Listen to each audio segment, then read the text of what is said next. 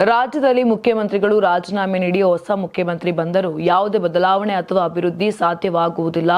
ನಾಡಿನ ಜನರ ವಿಶ್ವಾಸ ಗೆದ್ದು ಅಧಿಕಾರಕ್ಕೆ ಬಂದ ಕಾಂಗ್ರೆಸ್ ಸರ್ಕಾರ ಜನರಿಗೆ ಸಂಪೂರ್ಣವಾಗಿ ಮೋಸ ಮಾಡಿದೆ ಅಂತ ಬಿವೈ ವಿಜಯೇಂದ್ರ ತೀವ್ರ ವಾಗ್ದಾಳಿ ನಡೆಸಿದ್ದಾರೆ.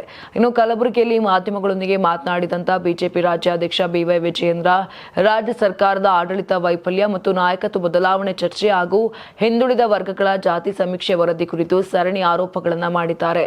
ಸಿಎಂ ಬದಲಾವಣೆ ಚರ್ಚೆಯನ್ನ ಲೇವಡಿ ಮಾಡಿದ ವಿಜಯೇಂದ್ರ ಗ್ಯಾರಂಟಿ ಯೋಜನೆಗಳಿಗೆ ಹಣ ಒದಗಿಸಲು ಸರ್ಕಾರವೇ ಸಂಕಷ್ಟದಲ್ಲಿದೆ ಎಂದು ಹೇಳಿದ್ದಾರೆ. ಒಂದು ವೇಳೆ ಡಿಕೆ ಶಿವಕುಮಾರ್ ಮುಖ್ಯಮಂತ್ರಿ ಆದರೂ ರಾಜ್ಯದಲ್ಲಿ ಅಭಿವೃದ್ಧಿ ಸಾಧ್ಯವಾಗುವುದಿಲ್ಲ. ಬದಲಿಗೆ ಅವರು ತಮ್ಮದೇ ಪಕ್ಷದ ಒಳಗಿನ ಅಸಮಾಧಾನವನ್ನ ನಿಭಾಯಿಸುವುದರಲ್ಲೇ ಸಮಯ ಕಳೆಯಬೇಕಾಗುತ್ತದೆ ಅಂತ ಹೇಳಿದ್ದಾರೆ.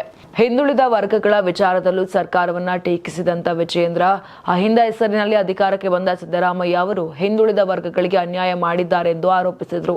ಸುಮಾರು 400 ಕೋಟಿ ವೆಚ್ಚದ ಕಾಂತರಾಜು ವರದಿಯನ್ನು ನಿರ್ಲಕ್ಷ್ಯ ಮಾಡಿರುವುದು ಹಾಗೂ ಪ್ರಸ್ತುತ ಜಾತಿ ಸಮೀಕ್ಷೆ ವರದಿ ಅವೈಜ್ಞಾನಿಕವಾಗಿದೆ ಎಂದು ಕಿಡಿಕಾರಿದ್ದಾರೆ. ಶಾಲಾ ಮಕ್ಕಳಲ್ಲಿ ಧರ್ಮದ ಹೆಸರಿನಲ್ಲಿ ದ್ವೇಷದ ಬೀಜ ಬಿತ್ತಲಾಗುತ್ತಿದೆ ಎಂಬ ಆರೋಪವನ್ನು ಮುಂದಿಟ್ಟಿದ್ದು ರಾಜ್ಯ ಸರ್ಕಾರ ಕಳೆದ 3 ವರ್ಷಗಳಿಂದ ಸಂಪೂರ್ಣ ಆಡಳಿತ ವೈಫಲ್ಯ ಅನುಭವಿಸುತ್ತಿದೆ ಎಂದು ಹೇಳಿದ್ದಾರೆ.